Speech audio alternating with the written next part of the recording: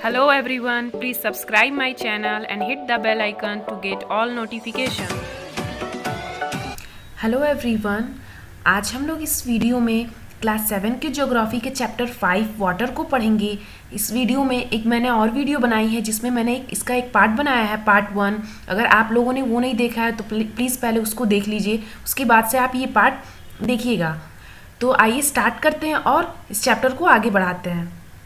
कह रहा है water is absolutely essential for survival. जो पानी है वो हमारे जीवन के लिए, यानी जितनी भी लिविंग ऑर्गेनिज्म है उसके लिए जो ये वाटर है बहुत ही ज़्यादा इसेंशियल है, ज़रूरी है। Water alone can quench our thirst when we are thirsty. कह रहा है जब कभी भी हमें प्यास लगती है तो पानी ही एक ऐसी चीज़ है जो हमारे प्यास को बुझाती है। Now don't you think we are wasting a precious resource when we use water carelessly. कह रहा क्या आपको नहीं लगता है कि जो हमें नेचर की तरफ से ये हमें इतना प्रीसियस गिफ्ट मिला है, रिसोर्स मिला है, संसाधन मिला है, उसको हम अपने केयरलेस तरीके से यूज़ करने की वजह से उसको हम बर्बाद कर रहे हैं, उसको हम केयरलेस तरीके से यूज़ कर रहे हैं। आगे हम देखते हैं, नेक्स्ट टॉपिक है हमारा ओशन सर्कुलेशन। कह रहा है there is something magical about walk bare feet on the sea shore. कह रहा है कि जब भी हम नंगे पैर, यानी समुद्र के किनारे जब हम नंगे पैर चलते हैं, जो वॉक करते हैं बीच पे, तो वो बहुत ही ज़्यादा मैजिकल होता है, बहुत अच्छा फील होता है हमें। The wet sand on the beach, the cool breeze, the sea bird, the smell of the salt in the air and the music of the waves, everything is so fascinating. कह रहा है कि जब भी हम बीच पे जाते हैं तो वहाँ बीच पे जो गीली रेत होती है, जो ठंडी हवाएं चलती हैं, जो समुद्री पक्षी होते हैं, और जो उन हवाओं से जो हमें नमक की खुशबू आती है, और जो भी लहरें होती हैं, वेव्स होती हैं, उनकी वो जब आती हैं किनारे पे, जब उनसे जो आवाज़ें आती हैं, उनसे जो म्यूज़िक आता है, बहुत ही ज़्यादा क्या होता है, फैसिनेटिंग होता है, लुभावना होता है। Unlike the calm water of ponds and lake, ocean water keeps moving continuously। कह रहा है कि कोई भी पॉन्ड का, यानी जो तालाब हो गए या झील हो गई, उनका पानी क्या होता है, स्थिर होता है, यानी मूव नहीं करता है। लेकिन जो ओशन का पानी होता है, महासागरों का पानी होता है, वो कंटिन्यूसली मूव करता है, गति करता है। इट इज़ नेवर स्टिल, वो कभी भी शांत नहीं रहता है। The movement that occur in the ocean can be broadly categorized as a waves, tides and current। कह रहा है कि जो ओशन है, ओशन का जो भी मूवमेंट होता है उसको 3 भागों में बांटा गया है। पहला है वेव, दूसरा टाइड्स एंड तीसरा करेंट्स। वेव को हम हिंदी में तरंगे कहते हैं, टाइड्स को हम ज्वार और भाटा कहते हैं, और करेंट्स को हम धाराएं कहते हैं। यहाँ पे एक पॉइंट दिया है, डू यू नो, क्या आप जानते हैं कि जो 22 मार्च है वो किस रूप में मनाया जाता है, कैसे हम उसको सेलिब्रेट करते हैं। तो हर साल हम 22 मार्च को वर्ल्ड वाटर डे यानी विश्व जल दिवस मनाते हैं, हर साल 22 मार्च को। नेक्स्ट हम देखते हैं वेव्स। वेव्स का मतलब होता है तरंगे। कह रहा है do you know waves are form when the wind scrap across the ocean surface, the stronger the wind blows the bigger the waves become. कह रहा है क्या आप जानते हैं कि वेव्स कैसे बनता है। जो पवन होती है वो जितनी ज़्यादा तेज़ बहेगी उतना ही बड़ा क्या होता है, वेव्स बनता है। जो भी वेव्स होता है वो कैसे बनता है, जब भी समुद्र के सतह पे जब पवन बहती हैं तो उसी से क्या बनता है, वेव्स बनता है। और जितना ज़्यादा स्ट्रॉन्ग विंड जो है वो ब्लो करेगी, बहेगी, उतने ही ज़्यादा मतलब बड़ा क्या बनेगा, वेव्स बनेगा, यानी तरंगे बनेंगी। Waves, when you are playing throw the ball on the beach and the ball falls into the water, what happens। कह रहा है कि समुद्र तट पे गेंद से खेलते समय जब जो बॉल होती है, गेंद होती है, वो पानी में गिर जाती है तो क्या होता है।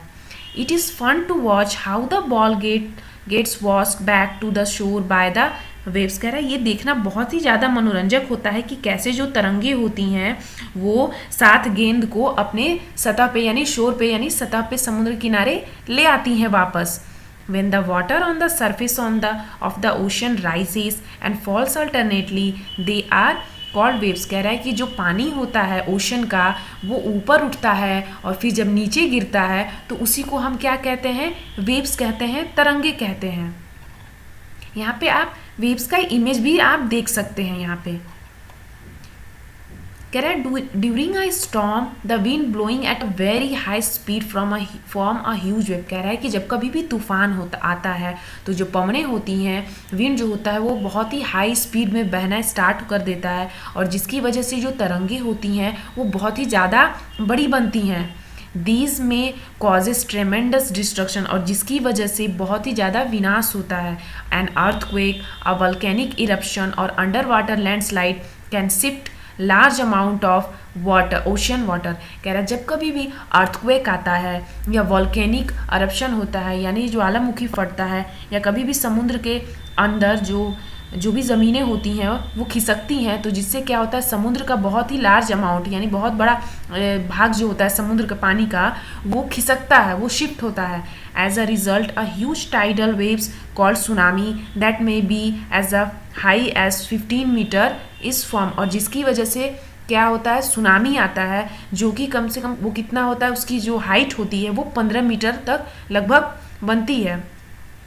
The largest tsunami ever measured was 150 metre high. कह रहा है कि आज तक सबसे ज़्यादा जो बड़ी लार्जेस्ट जो सुनामी, सबसे बड़ी जो सुनामी है वो कितना रिकॉर्ड की गई है, 150 मीटर हाई यानी ऊंची।